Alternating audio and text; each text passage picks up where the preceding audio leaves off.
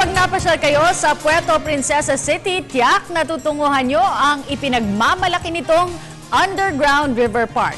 Samahan natin si Kirby Cristobal sa kanyang paglalakbay doon kamakailan.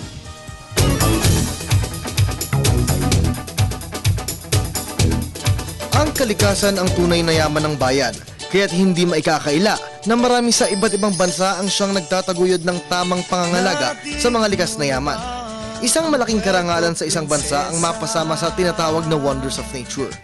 At isa nga ang Pilipinas na tiyak na may ipagmamalaki sa buong mundo pagdating sa usapin ng kapaligiran. Matapos na mapasama sa Wonders of Nature ang Banawe Rice Terraces, nito lamang nakaraang taon ay napabilang rin ang Puerto Princesa Underground River sa New 7 Wonders of Nature. Karoon kami ng global recognition dahil sa pagkapanalo ng Puerto Princesa Underground River sa New 7 Wonders of Nature. Nakamit natin yung napakataas na datos ng increase ng tourist arrivals at nag-umpisa ito noong 2009, 2010, 2011 at we have been very consistent na nagkaroon ng excitement at curiosity, hindi lamang yung ating domestic tourists, ngunit yung ating foreign tourists. Bago pa ang opisyal na pagkilala sa Underground River, taong 2011 nang simula ng botohan para sa pwesto ng bagong Wonders of Nature. Sa 28 kalahok mula sa iba't ibang bansa, sa unang talaan pa lamang ng botohan ay nanguna na ang Puerto Princesa Underground River. Ang kuwebang ito na matatagpuan sa Cabayugan River ay mahigit 24 na kilometro ang laki at may 8.2 kilometer long na underground cave. Ito ang isa sa mga natural habitat ng Pilipinas na ipinagmamalaki sa buong mundo at napabilang sa Wonders of Nature. Ito po ay matatagpuan sa bayan ng Puerto Princesa. Kakaibang karanasan na maituturing ang makapasyal at makita ang ganda ng Underground River.